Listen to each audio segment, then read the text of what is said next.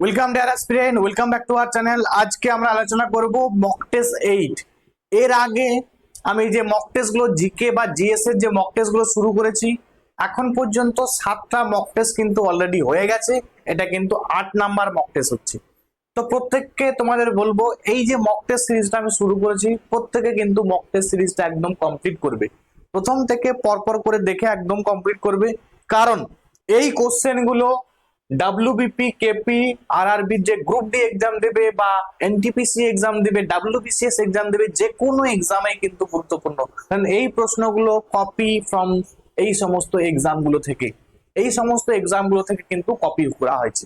ঠিক আছে, তো প্রত্যেকে তোমরা দেখো, আশা করি তোমাদের ভিডিওটা ভালো লাগবে এবং তোমরা তোমাদের স্কোর কিন্তু অবশ্যই শেয়ার করবে যে আউট অফ 20-র মধ্যে তোমাদের স্কোর কত হচ্ছে। ঠিক আছে, চলো তাহলে শুরু করছি। প্রথম প্রশ্ন, ভারতীয় সংবিধান কবে কার্যকর করা হয়েছিল? দুটো প্রশ্ন আছে এখান থেকে। একটা কি বলছে, ভারতের সংবিধান কবে অ্যাডপ্ট করা হয়েছিল এবং কবে ইনঅ্যাক্ট করা হয়েছিল। তো কার্যকর মানে হচ্ছে তোমার ইনঅ্যাক্টেড, আর এটাকে ইংলিশে বলা হয় কি না ইনঅ্যাক্টেড। আর গৃহীত, গৃহীত হয়েছিল বা গৃহীত মানে কি, গৃহীত মানে কবে অ্যাডপ্ট করা হয়েছিল, অ্যাডপ্ট, তাহলে অ্যাডপ্ট বা অ্যাডপ্টেড। তো গৃহীত হয়েছিল বা অ্যাডপ্টেড হয়েছিল কত খ্রিস্টাব্দে? কত খ্রিস্টাব্দে মনে রাখবে, 26শে নভেম্বর 1949 সালে এটা কিন্তু গ্রহণ করা হয়েছিল। বাট কার্যকর বলছে এখানে, কার্যকর কবে হয়েছিল প্রশ্ন দেখালো, মানে ইনঅ্যাক্ট কবে হয়েছিল, কার্যকর কবে করা হয়েছিল। তোমরা রাখবে কার্যকর হয়েছিল 26শে জানুয়ারি 1950 সাল থেকে। ঠিক আছে, ভেরি ইম্পর্টেন্ট, পরীক্ষায় বারবার আসে, অবশ্যই কিন্তু তোমরা এটা দেখে নেবে। চলো পরের প্রশ্ন আমরা দেখে নিই কি আছে।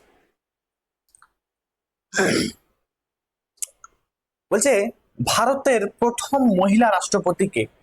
দেখো এই প্রশ্নগুলো কিন্তু আসে যে ভারতের প্রথম প্রধানমন্ত্রীকে জওহরলাল নেহরু, ভারতের প্রথম প্রেসিডেন্টকে রাজেন্দ্র প্রসাদ। বাট এখানে কোশ্চেনটা যেটা দিয়েছে যে বলছে ভারতের প্রথম মহিলা রাষ্ট্রপতি, ফিমেল, মহিলা বলেছে এখানে। তাহলে রাজেন্দ্র প্রসাদ কিন্তু যদি অপশন থাকে অনেকে কিন্তু করে দিয়ে চলে আসবে, এই ভুলটা কিন্তু করবে না। কি হবে না প্রতিভা প্যাটেল। এবং পরীক্ষা এটাও আসে যে ভারতের প্রথম প্রধানমন্ত্রীর নাম কি। তো প্রধানমন্ত্রীর নাম আমরা জওহরলাল নেহরু। আবার যখন বলে দেবে যে women prime minister, first women prime minister, first women PM, তখন মনে রাখবে ইন্দিরা গান্ধী। ঠিক আছে, এই যে প্রশ্নগুলো জিকে প্রশ্ন, প্রত্যেকে কিন্তু দেখে যাবে, এগুলো পরীক্ষায় কিন্তু আসে। পরের প্রশ্ন দেখো, একদম বেসিক প্রশ্ন, গঙ্গা নদীর উৎপত্তি স্থল কোথায় বা গঙ্গা নদী কোথা থেকে উৎপত্তি লাভ করেছে? তোমরা নিশ্চয়ই জানো যে গঙ্গা নদী উৎপত্তি লাভ করেছে গঙ্গোত্রী হিমবাহের গোমুখ গুহা থেকে, যেটা কোথায় অবস্থিত না উত্তরাখণ্ডে অবস্থিত, ইউকে বা উত্তরাখণ্ডে অবস্থিত। তাহলে এর সোর্সটা বা উৎপত্তি কোথা থেকে লাভ করেছে সেটা কিন্তু অবশ্যই তোমরা পড়ে নেবে। আচ্ছা, এই যে মানসরোবর, মানসরোবর লেক থেকেও কিন্তু পরীক্ষা আসে যে কোন রিভার উৎপত্তি লাভ করেছে। তো কৈলাস পর্বত থেকে বা হিমাদ্রি থেকে, এগুলো তোমাদের আমি কিন্তু যখন রিভার চ্যাপ্টারটা তোমাদের আমি এমসিকিউ করে যাবো, কমপ্লিট কিন্তু বলে দেবো যে কোনখান থেকে কোনটা উৎপত্তি লাভ করেছে, কোন রিভার গুলো, সেগুলো কিন্তু তোমরা একবার দেখে নেবে ভালো করে। আমি তোমাদের কিন্তু রিভারের জন্য পার্টিকুলার একটা ক্লাস নিয়ে আসবো। চলো এর পরের প্রশ্ন কি দেখি। বলছে রাষ্ট্রসংঘের সদর দপ্তর কোথায়? রাষ্ট্রসংঘটা মানে কি ইউনাইটেড নেশন।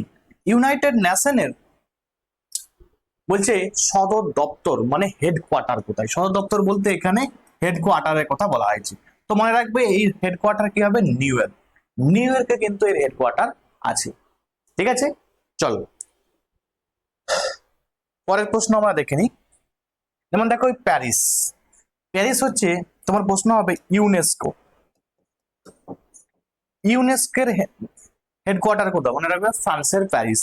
তোমার আসবে এফএটিএফ, এফএটিএফ এর হেডকোয়ার্টার কোথায়? ফ্রান্সের প্যারিস। তোমার ইউনেস্কো, এফএটিএফ, ওইসিডি, ঠিক আছে, ওইসিডি, ওইসিডি, ওইসিডি, দেখো হেডকোয়ার্টার নিয়ে তোমাদের কিন্তু আলাদা করে আমি ক্লাস নিয়ে আসবো। তো এগুলো সবই মনে রাখবে কি হবে, ফ্রান্সের প্যারিস হবে।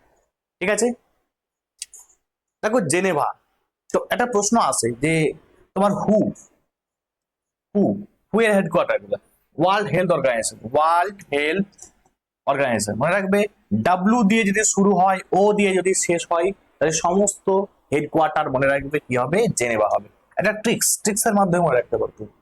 ঠিক আছে, ওয়ার্ল্ড হেলথ অর্গানাইজেশন এর হেডকোয়ার্টার কি না, জেনেভা। ঠিক আছে, সুইজারল্যান্ডের জেনেভা। অনেক প্রশ্ন কিন্তু জেনেভা থেকে আসে। চলো পরের প্রশ্ন আমরা দেখে নিই, হেডকোয়ার্টার নিয়ে আলাদা করে ক্লাস নিয়ে আসবো তোমাদের। চলো পরের প্রশ্ন কি আছে, বলছে ম্যারাথন দৌড়ের দৈর্ঘ্য কত।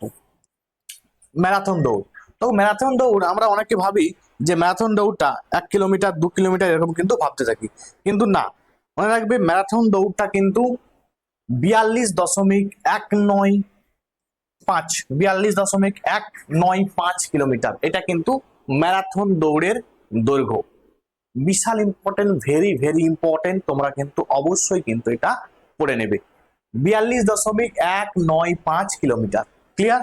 চলো পরের প্রশ্ন আমরা দেখেন। আচ্ছা তোমাদের একটা কোশ্চেন এখান থেকে আমি করি, এই যে ম্যারাথন দৌড়ের দৈর্ঘ্য কি বললাম যে 42.195 কিলোমিটার, তো এটাকে মাইলে যদি আমরা করি তাহলে কত মাইল হবে তোমরা কিন্তু কমেন্টে জানাবে। এবং এই যে ম্যারাথন দৌড়টা এটা কবে, মানে এই ম্যারাথন দৌড়ের যে দৈর্ঘ্যটা কবে নির্ধারণ করা হয়েছিল, কোথা থেকে করা হয়েছিল, সেটা কিন্তু তোমরা আমাকে কমেন্টে জানাবে। ঠিক আছে, দেখো ক্লাসটা তখনই ইন্টারেক্টিভ হবে যখন তোমরা নিজেরাও উত্তর করবে, তখনই ক্লাসটা কিন্তু ইন্টারেস্টিং হবে এবং তোমরাও কিন্তু তাহলে অনেক কোশ্চেনের কিন্তু উত্তর করতে পারবে। ডাল লেক কোথায় অবস্থিত? ইম্পর্টেন্ট কোশ্চেন, পরীক্ষায় বারবারই পাবে। উলার লেক, ডাল লেক, ঠিক আছে, এইগুলো মনে রাখবে। জম্মু কাশ্মীরে কিন্তু এইটা অবস্থিত। তাহলে ডাল লেকটা কোথায় আছে? জম্মু কাশ্মীর। জম্মু কাশ্মীরে দুটি লেক বিশাল ইম্পর্টেন্ট, একটা কি বললাম উলার লেক, উলার, এবং আরেকটা কি না ডাল। এই দুটোই পরীক্ষায় কিন্তু ভিভিআই দুটোই বারবার পরীক্ষায় তোমরা কিন্তু দেখতে পাবে।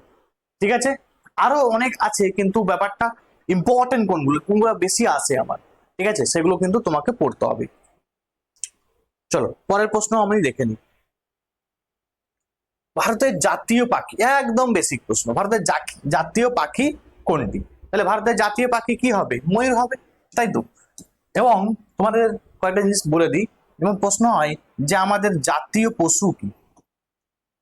জাতীয় পশু বা ন্যাশনাল অ্যানিমেল, জাতীয় পশু বললে মনে রাখবে রয়্যাল বেঙ্গল টাইগার হবে। কি হবে না রয়্যাল বেঙ্গল টাইগার, রয়্যাল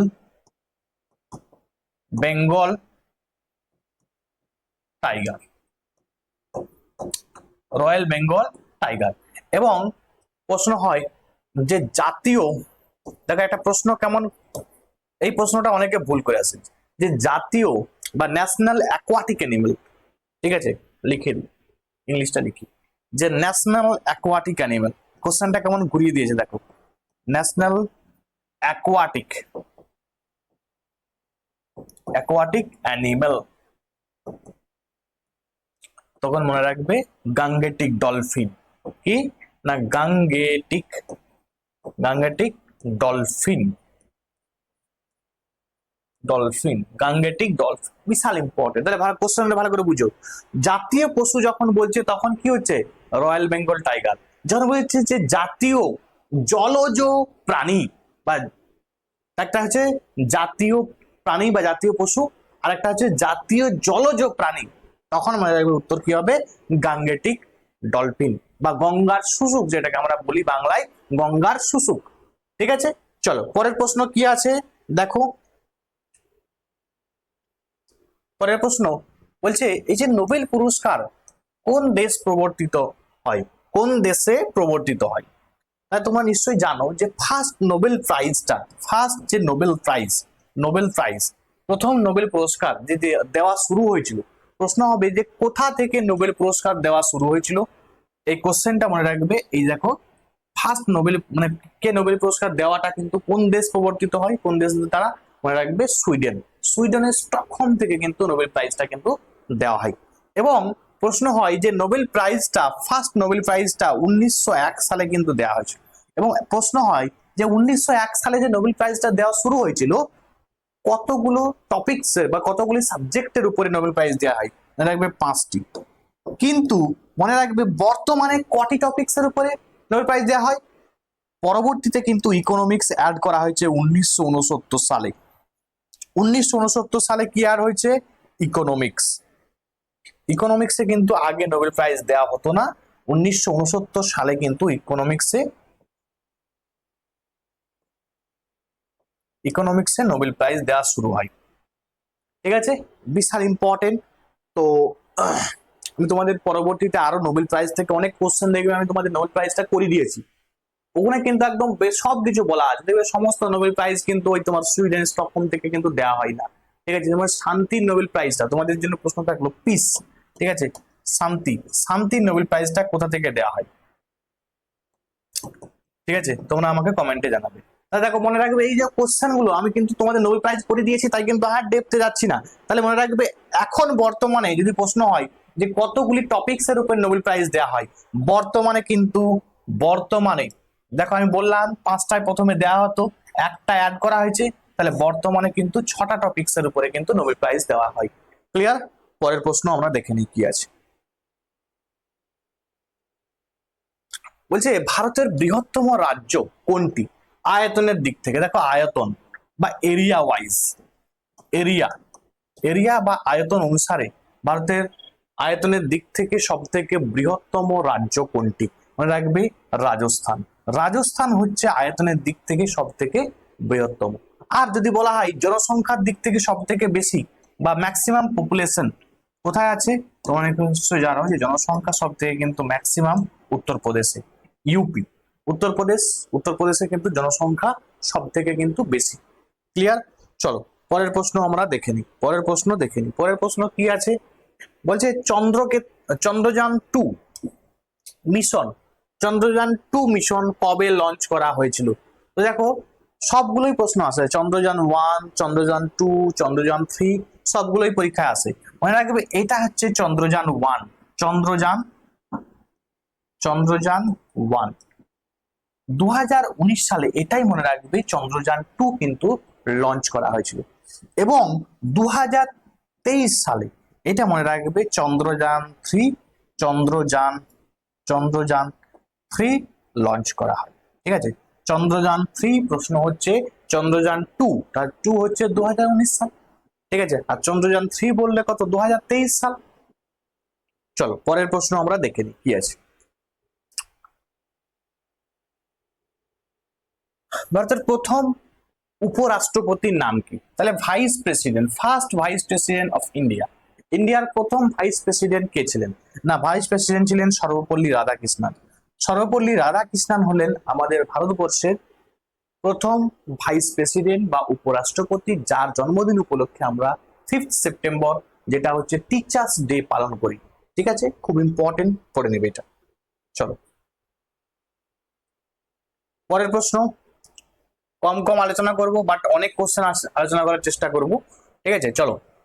বলছে শ্বেত বাঘ প্রকল্প বা টাইগার যে প্রজেক্ট, সেটা কবে লঞ্চ করা হয়েছিল? মনে রাখবে, 1973, 1973 সালে, 1973। দেখো, 1986 আছে না? আচ্ছা, 86 না, এটা 56 আছে। আচ্ছা, 1986 সালে, মনে রাখবে, খুব ইম্পর্টেন্ট একটা, যে পরিবেশ সংরক্ষণ আইন, খুব ইম্পর্টেন্ট, পরিবেশ সংরক্ষণ। প্রশ্ন হবে পরিবেশ সংরক্ষণ আইন কবে কবে কবে হয়েছিল? মনে রাখবে, 1986 সালে। আচ্ছা, 1980 সালে কি না, 1980 সাল, এটাও কিন্তু ইম্পর্টেন্ট পরীক্ষার জন্য। 1980 সালে মনে রাখবে, বন সংরক্ষণ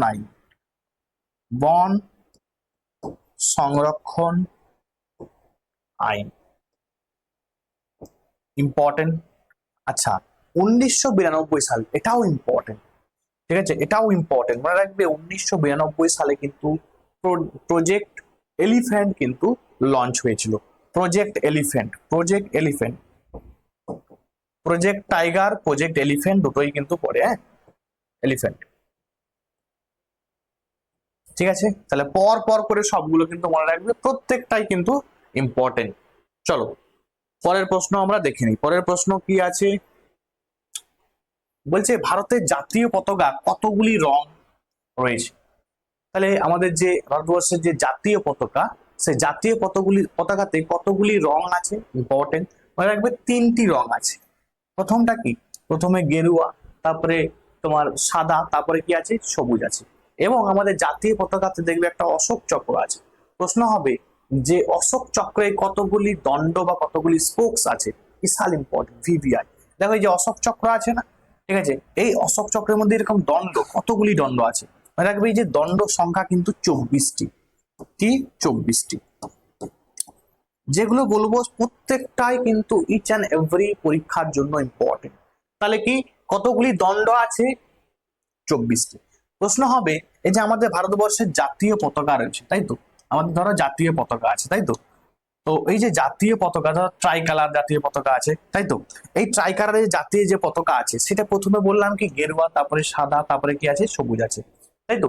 এবারে এই যে জাতীয় পতাকার দৈর্ঘ্যটা কত, প্রস্থ কত, পরীক্ষা আসে দৈর্ঘ্য কত, প্রস্থ কত। মনে রাখবে দৈর্ঘ্য যদি 2 হয়, সরি, দৈর্ঘ্য যদি তোমার 3 হয়, প্রস্থ কত হবে 2।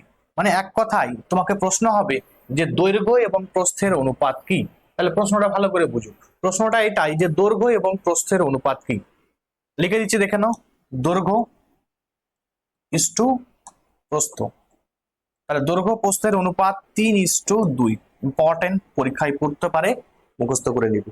আচ্ছা, প্রশ্ন এটাও হয় যে আমাদের যে জাতীয় পতাকা, এই জাতীয় পতাকা, দেখো আমি যখন জাতীয় পতাকা এসেছি সেখান থেকে কিন্তু সবগুলো আলোচনা করার চেষ্টা করছি, যে আমাদের জাতীয় পতাকা প্রথম কে জাতীয় পতাকার নকশা দিয়েছিল, মনে রাখবে ভগিনী নিবেদিতা, বাট ওটা কিন্তু গ্রহণ করা হয়নি।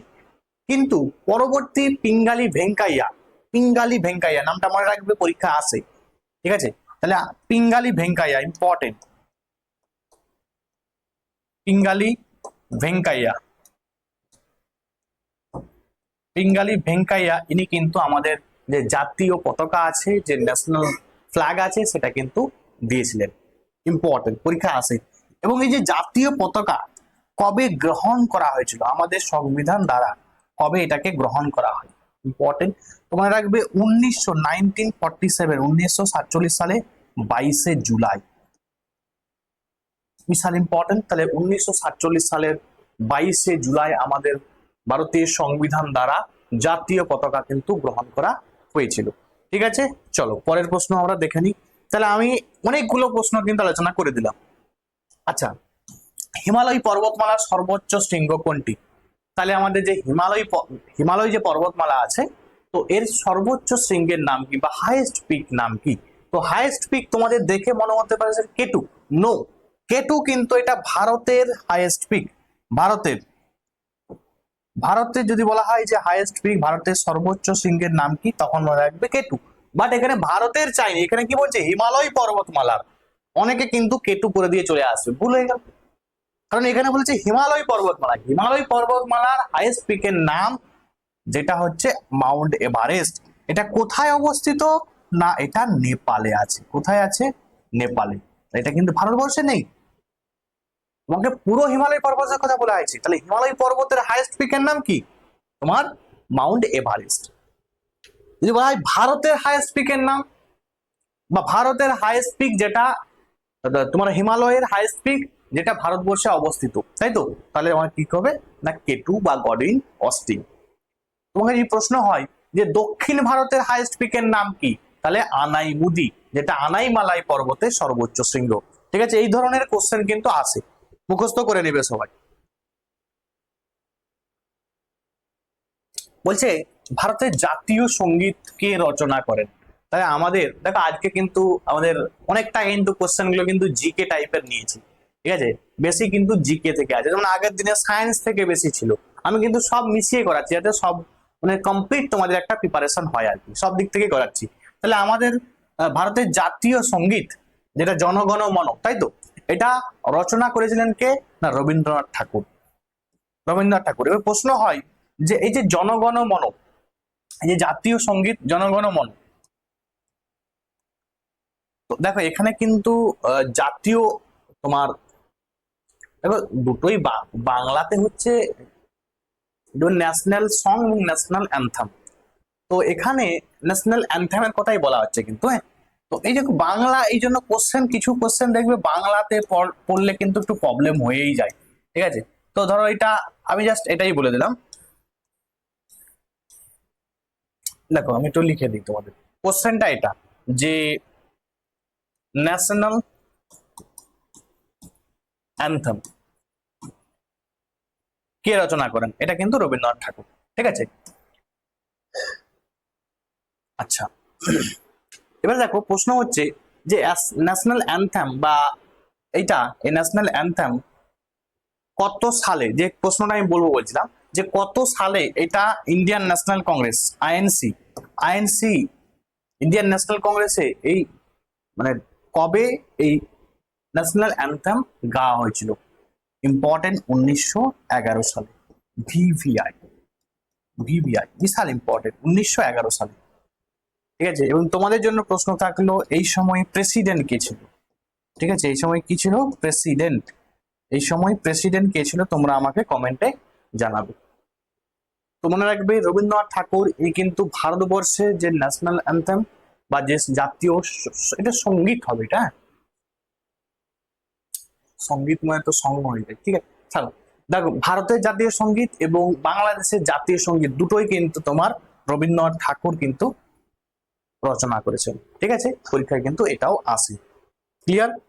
চলো, আর তোমাদের আমি বলবো যে কিছু কিছু কোশ্চেন আছে না সবসময় ইংলিশ পড়বে, বাংলা পড়লে তোমাকে এরকম মনে হবে যে ধরো ন্যাশনাল সং, তাই তো ন্যাশনাল সং হচ্ছে বন্দে মাতরম। এবার তুমি ভাববে সং মানে সঙ্গীত, বাংলায় সঙ্গীত, তো এই কনফিউশন কিন্তু হয়ে যায়। তোমরা এত পড়ার দরকারই নেই, ইংলিশটা কিন্তু অবশ্যই পড়ে নিবে।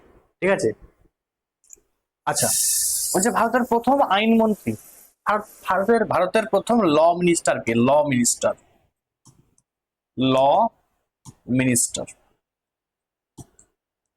ল মিনিস্টার তোমরা রাখবে ভারতবর্ষের প্রথম ল মিনিস্টার ছিলেন বাবা সাহেব আম্বেদকর।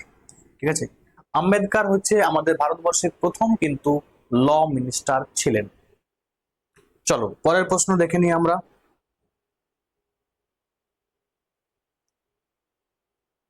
আচ্ছা, সূর্যগ্রহণ কখন হয়? দেখো একটা কোশ্চেন, খুব ইন্টারেস্টিং কোশ্চেন, জিকের কোশ্চেন, খুব ইম্পর্টেন্ট, যে সূর্যগ্রহণ চন্দ্রগ্রহণ এই দুটো কোশ্চেন বারবারই পরীক্ষা আছে। এখানে যে প্রশ্নটা হচ্ছে সূর্যগ্রহণ কখন হবে?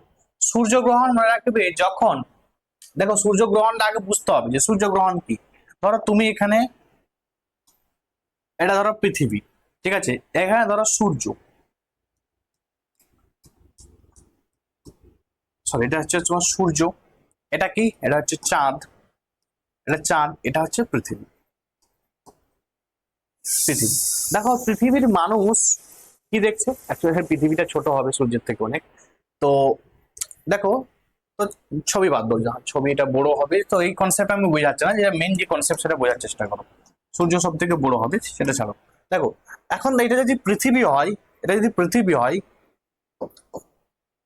যখন চাঁদটা মাঝে এসে যাচ্ছে তখন পৃথিবীর মানুষ কি দেখতে পাচ্ছে, যে সূর্যটা না ঢাকা হয়ে গেছে বা সূর্যযানে গ্রহণ লেগেছে। তো এটাই, তাহলে সূর্যগ্রহণ কখন হবে? যখন চাঁদ সূর্য এবং পৃথিবীর মাঝে চলে আসবে। যখন চাঁদটা কি হবে? সূর্য এবং পৃথিবীর মাঝে চলে আসবে, তখন কি হবে? সূর্যগ্রহণ। ঠিক আছে, প্রশ্ন হবে চন্দ্রগ্রহণ কখন হবে? মনে রাখবে চন্দ্রগ্রহণ তখনই হবে যখন চাঁদটা ঠিক তখন দেখো মনে রাখবে, এটা একদম বেসিক কনসেপ্ট। ঠিক আছে, সূর্যগ্রহণ চন্দ্রগ্রহণ এই কোশ্চেন গুলো বারবার তুমি দেখতে পাবে। অপসুর অনুসুর, যেমন একটা প্রশ্ন আছে যে অপসুর অনুসুর,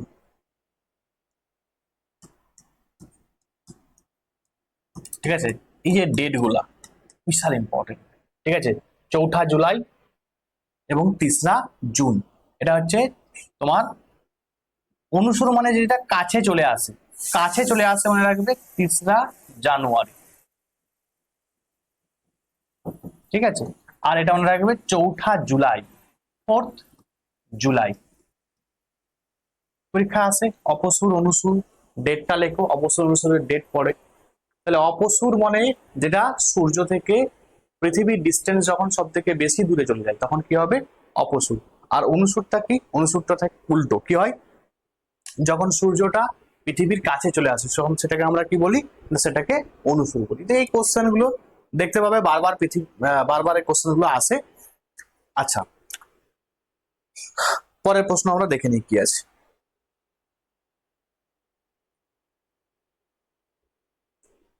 আচ্ছা, ভারতের প্রথম ট্রেন চালু হয় কোন বছর? তাহলে ভারতের প্রথম ট্রেন চালু হয়েছিল কোন বছর? মনে রাখবে 1853 সালে। 1853 সালে কিন্তু প্রথম ভারতবর্ষে ট্রেন কিন্তু চালু হয়েছিল। কোথা থেকে কোথায়? না, মুম্বাই টু থানে। ঠিক আছে, মুম্বাই টু থানে। মুম্বাই থেকে মুম্বাই টু থানে, এটা কিন্তু ফার্স্ট ট্রেন চালু হয়েছিল, ফার্স্ট ট্রেন। এবং এটাও পরীক্ষা আছে যে আমাদের ভারতবর্ষে ফার্স্ট ট্রেন কার সময় চালু হয়েছিল? লর্ড ডালহৌসি। 1853 সালে কে ছিল? না, লর্ড ডালহৌসি। লর্ড ডালহৌসির সময়। আচ্ছা, আবার প্রশ্ন আসে যে আমাদের ভারতবর্ষের প্রথম মেট্রো রেল,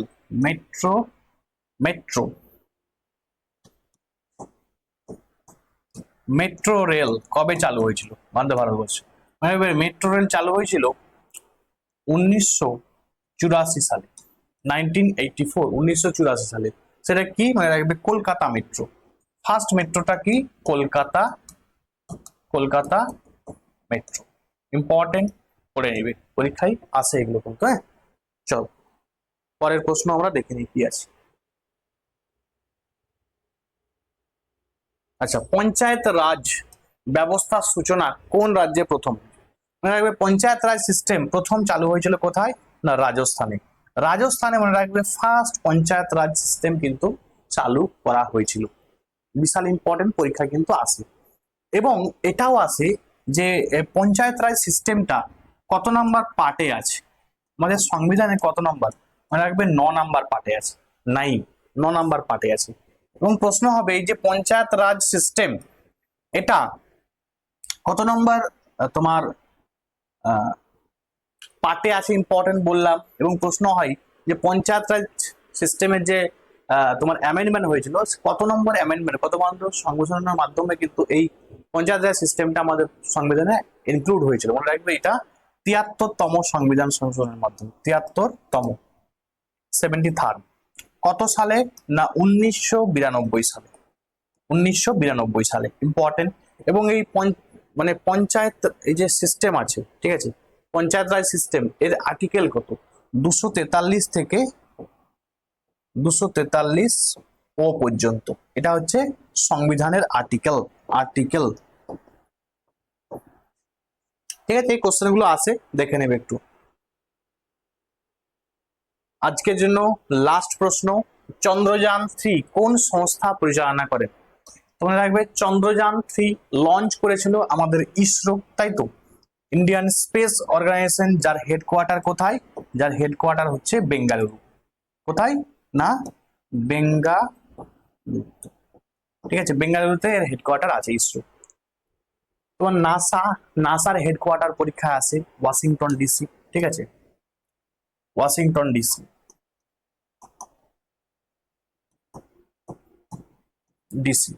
নাসা হচ্ছে আমেরিকার মানে তোমার রিসার্চ করে আর কি, আমেরিকার যত স্পেস রিলেটেড রিসার্চ এই নাসাতে করা হয়। স্পেস এক্স, এটা হচ্ছে মনে রাখবে এলন মাস্কের তোমার যে সংস্থাটা আছে, তার নাম হচ্ছে স্পেস এক্স। তো এগুলো পরীক্ষা আছে। ডিআরডিও এর হেডকোয়ার্টার কোথায়? এটাও পরীক্ষা আছে। ডিআরডিও এর হেডকোয়ার্টার দিল্লিতে। দিল্লি। ঠিক আছে, তো আজকে এখান পর্যন্ত। প্রত্যেকে তোমরা ভিডিওটা ভালো করে দেখে নেবে। আর যারা আমার ব্যাচে অ্যাডমিশন নিতে চাইছো তারা কিন্তু এই নাম্বারে কন্ট্যাক্ট করতে পারো। আমি কিন্তু প্রথম থেকে বেসিক থেকে আমি পর চ্যাপ্টার ধরে কিন্তু পড়াচ্ছি। ঠিক আছে, যারা অ্যাডমিশন নিতে চাইছো তারা কিন্তু খুব অ্যাডমিশন নিয়ে নেবে। আশা করছি তোমাদের খুব উপকারে আসবে। ঠিক আছে, তো আজকে এই ভিডিওটা নিয়ে আসলাম। যদি তোমাদের ভালো লাগে অবশ্যই বন্ধুদের মধ্যে শেয়ার করে দেবে এবং অবশ্যই লাইক, কমেন্ট এবং শেয়ার করে দেবে। আজকে এখান পর্যন্ত, থ্যাংকস ফর ওয়াচিং।